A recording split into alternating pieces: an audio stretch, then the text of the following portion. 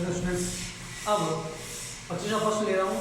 देखो पिछला सवाल जो मैंने किया था 21 उसके जैसे उदाहरण नंबर 8 था अपना, तो एक सवाल से दो सवाल क्लियर हो रहे हैं। अब मैं प्रश्नावली का 25वां प्रश्न ले रहा हूँ जो उदाहरण नंबर 5 की तरह है, ठीक है ना।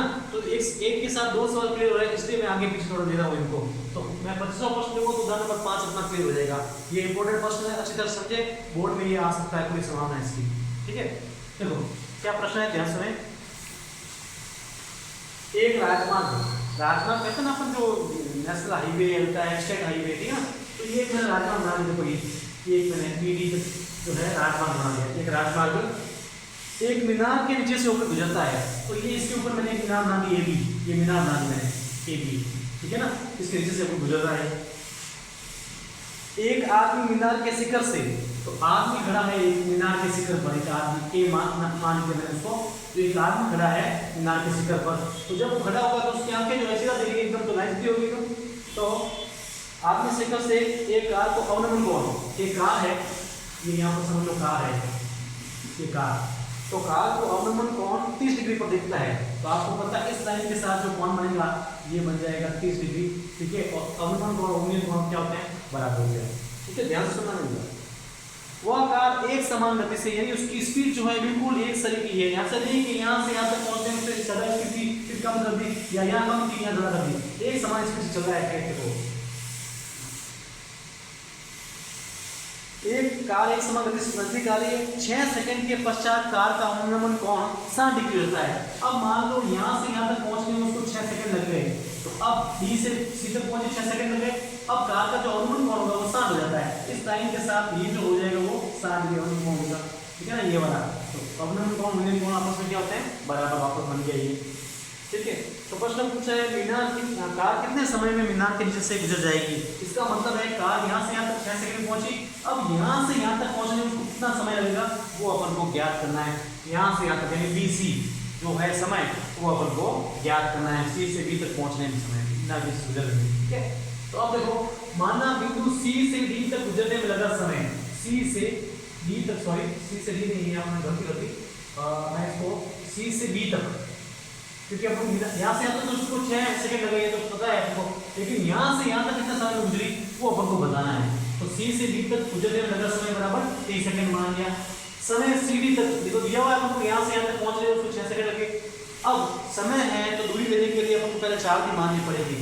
माना कार की चाल बराबर x मीटर प्रति सेकंड, देखो 1 सेकंड दिया हुआ है यहाँ पर, तो मीटर प्रति सेकंड लेंगे, ठीक है ना, क्योंकि कार जो है एक समान गति से चल रही है। तो देखो यहाँ भी चाल समान होगी उसकी, और यहाँ भी चाल समान होगी। समय अलग है, यहाँ 6 सेकंड लगा, और यहाँ पर मान लो कुछ और आएगा, क्योंकि हो सकता है दूरी ज्यादा होगा, उस हिसाब से टाइम ज्यादा लग रहा है। लेकिन कार की जो स्पीड है वो 30 किलोमीटर है, तो यहाँ से यहाँ तक पहुँचने में 30 किलोमीटर है, यहाँ से यहाँ तक पहुँचने में 30 किलोमीटर प्रति घंटा है, ठीक है ना। तो इसकी स्पीड जो है उस हिसाब से समान है। अब दूरी BC, बी से सी तक की दूरी चाहिए मेरे को, ठीक है ना, ये राजमार्ग है, तो बी से सी तक की दूरी, तो दूरी बराबर क्या होता है, चाल इंटू समय, क्योंकि चाल बराबर दूरी बटा समय होता है, दूरी बराबर चाल इंटू समय होता है। चाल अपन x मानिए और समय t माना है, तो ये यहाँ तो x इंटू टी क्या हो जाएगा, xt मीटर। तो यहाँ से यहाँ तक दूरी क्या होगी, xt मीटर। फिर दूरी CD, C से D तक दूरी, तो वापस दूरी बराबर चाल इंटू समय, चाल x, और इसका समय दिया हुआ है CD का 6, तो 6 इंटू x 6x मीटर। तो यहाँ से यहाँ तक समय कितना हो गया, 6x। अब यहाँ से यहाँ तक कुल समय कितना हो गया, देखो xt, यहाँ से यहाँ तक xt और यहाँ पर 6, तो plus 6x, xt plus 6x, ये कुल समय हो जाएगा BCD कितना, ठीक है।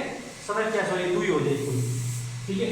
माना मीनार की ऊंचाई a बराबर h, इस मीनार की ऊंचाई a को क्या मान लिया अपन ने, h। अवनमन कोण है 30 और 60, क्योंकि अवनमन कोण बराबर क्या होता है, 19 कोण। इस प्रकार भाषा का प्रयोग करना बहुत जरूरी है, तभी आपको नंबर मिलेंगे, वरना सवालों से इतना समझ जाएगा ये, ठीक है ना। अब आगे देखो, त्रिभुज जरा मैं दो ABC, पहले समकोण त्रिभुज ABC, लंब आधार का समूह tan थीटा बराबर लंब बटा आधार, थीटा की जगह क्या आ जाएगा, tan 60, लंब का मान है h, आधार का मान है xt। देखो ABC का मतलब है लंब तो हो जाएगा AB, A से B तक, तो ये आ गया h, फिर BC, तो B से C तक ये क्या है, xt, ठीक है। tan 60 √3 बराबर h बटा xt, वर्गमूल कर दो, h बराबर हो जाएगा √3 xt। अभी मैं इसको ये छोड़ रहा हूँ, बाद में जैसे जरूरत पड़ी आपको एच का मान चाहिए या टी का चाहिए या एच का चाहिए, वो अपन मान निकाल के दूसरे में लिख देंगे। अब ये पूछता हूँ मैं ए बी डी समकोण होना चाहिए 90 वाला, ये नहीं लिखते अपन। तो समकोण त्रिभुज ए बी डी, वापस लंबाई का संबंध tan थीटा, थीटा के लिए आ जाएगा 30 डिग्री। तो tan 30 बराबर लंब का मान क्या है h, आधार का मान देखो ए बी डी है तो ए बी तो हो जाएगी ऊंचाई, ठीक है ना, लंब हो जाएगा, और बी डी हो जाएगा इसका आधार। तो ए बी कितना आ गया h और b से d तक बी डी, तो x t plus 6 x t ये 6 से x t plus 6x। tan 30 का मान होता है 1/√3 h बटा, देखो यहाँ पर मैं दोनों में x और x कॉमन लेता हूँ मैं, तो क्या बच जाएगा t प्लस 6, यहाँ से भी बार यहाँ से भी बार। अब यहाँ से h का मान निकाल कर आप यहाँ रख दो, ठीक है, जो कि निकला हुआ है 1/√3, इसको ऐसे करता हूँ मैं, पहले वजन बना लेता हूँ, x × t प्लस 6 बराबर ये इसका बनाओगे, इसका उससे कर देता हूँ मैं √3h। अब मैं मान लेता हूँ x × t प्लस 6 बराबर √3 × h का मान क्या है √3xt, h है √3 गुणे में h है, तो h का मान लेंगे √3xt, लिख देंगे समीकरण 1 से, ठीक है। अब देखो ये x गुणे में है इसके, ये भी इसके गुणे में है, तो ये इसके भाग में चला जाएगा, तो x से x कट जाएगा, तो क्या बचा t प्लस 6 √3 का √3 से गुना 3 और गुणे में t है, प्लस t उधर जाएगा क्या हो जाएगा माइनस t, तो 3t माइनस t बराबर क्या हो जाएगा 6। 3t में से 1t गया, क्या बच गया 2t, क्या बच गया 2t, यानी 2t बच गए, 3 में से 1 गया 2t बच गए, ठीक है। तो अब मैं यहाँ लिखता हूँ, तो 2t बराबर क्या हो गया 6, 2 गुणे में तो बाद में, तो 6/2 2 तिया 6, तो t बराबर आ जाएगा आपके पास 3 सेकंड।